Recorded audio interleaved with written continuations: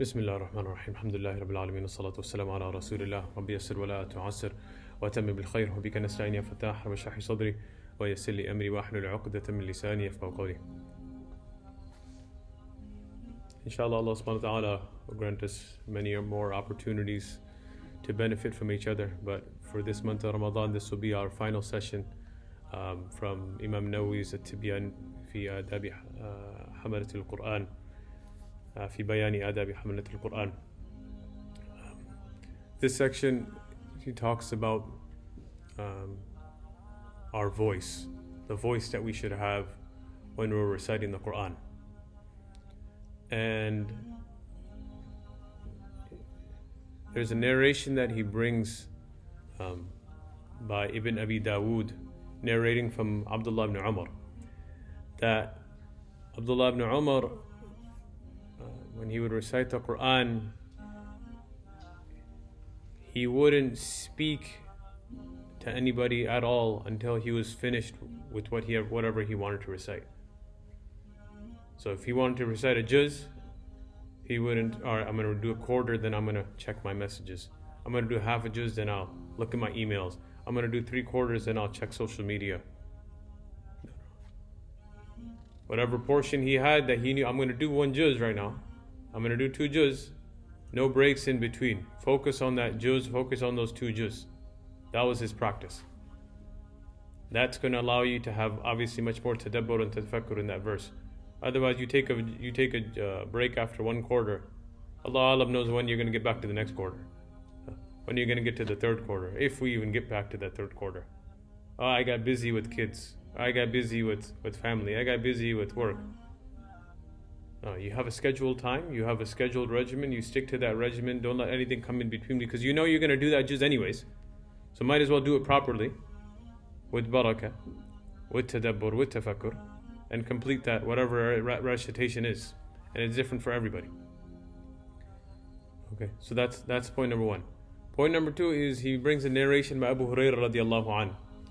And he said that, Abu Hurairah radiallahu anhu said that I heard the Prophet sallallahu alayhi wasallam say that Allah subhanahu wa ta'ala does not listen attentively, adina. He does not listen attentively to anything the way he listens to a prophet with a beautiful voice reciting audibly the Quran. I'll repeat it one more time. That Allah subhanahu wa ta'ala, He does not listen attentively to anything the way He listens to a prophet recite the Quran out loud. Reciting the Quran out loud. So here he's talking about the virtues of when we are reciting the Quran, making sure it's in audible fashion, that you can hear, others can hear. A lot of barakah in that. And even if we talk about the aspect of barakah, that's one aspect of it. But even for your tajweed as well, even for your memorization purposes as well. I can't tell you how many of my teachers would tell me, okay, recite loud, it's going to help your own tajweed. Recite loud, it's going to make your memorization easier. There's many fawaid. There's many benefits for that. Okay. But one thing is reciting loud, another thing is reciting with a beautiful voice. And Allah subhanahu wa ta'ala has blessed each and every one of us with a different tone, a different melody to recite the Quran. So we use that. Whatever that case may be, you don't have to necessarily, I have to copy today, so I have to copy, Shaykh Juhni, I have to copy, Shaykh Budair. They have their voices, mashallah. You want to try copying them, go ahead. But Allah subhanahu wa ta'ala has blessed you with a voice as well. So whatever voice Allah subhanahu wa ta'ala has blessed you with, you work with that. You fix the tajweed in that voice. And you recite that voice beautifully. Abu Musa al-Ash'ari radiallahu anh, he stated that the Prophet ﷺ, he once said to him that you have been given the mizmar. You have been given the mizmar from the family of Dawood. What is he referring to? He's saying that you have been given this exceptional sense of melody that individuals who were related to Dawood alayhi salam, or Dawood alayhi salam would have.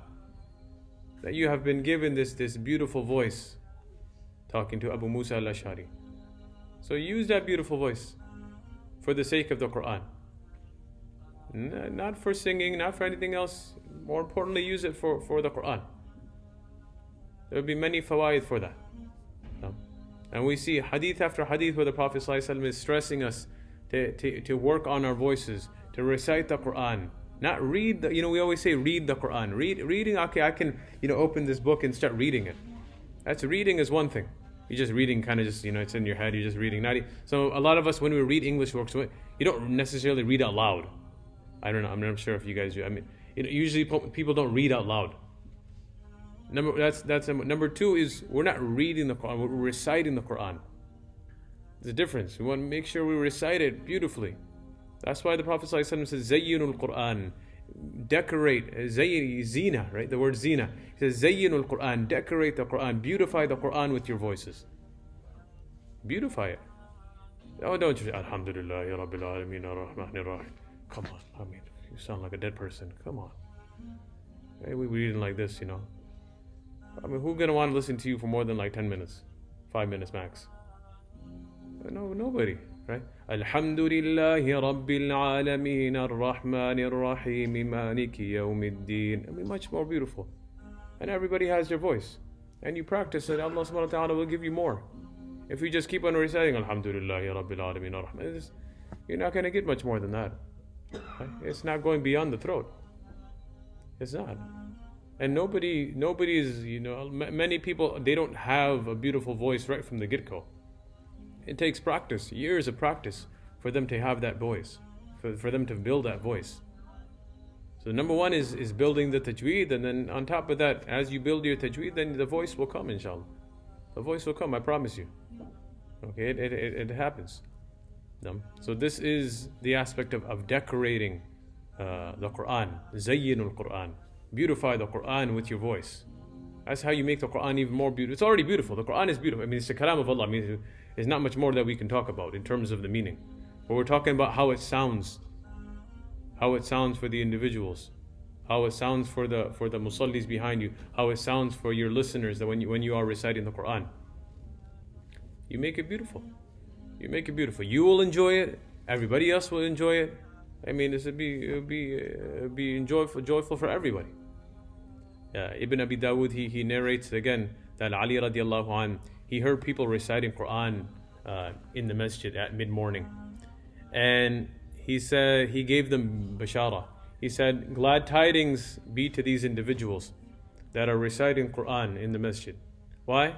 Because they are the most beloved people to the Prophet ﷺ. They are the most beloved people to the Prophet ﷺ. Reciting the Quran out loud in the masjid, the best of words in the best of places. I mean, that's life, right? That's life. When you think about life in America, he's like, oh, I'm going to get retired. I'm going to have all this money. I want to, get a vacation home. And then what? What happens usually when they, individuals you see, non-Muslims, they get older, they retire. Like, what am I doing now? I got all this time on my hands. I don't know what to do. And you take, for example, athletes. They're like, oh, I'm going to make this much money.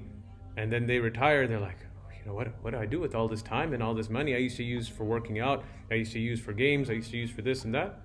Now it's just, that's why they go crazy if they don't keep themselves busy. That's why they go into like announcing and commentating and PA and they go crazy if they're just sitting at home.